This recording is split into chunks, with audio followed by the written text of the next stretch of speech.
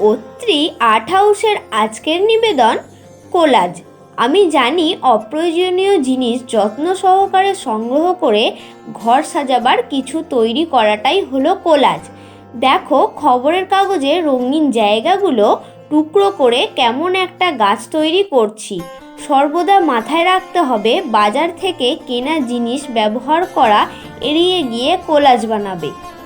আমি এখানে ব্যবহার করেছি খবরের কাগজ আর আঠা।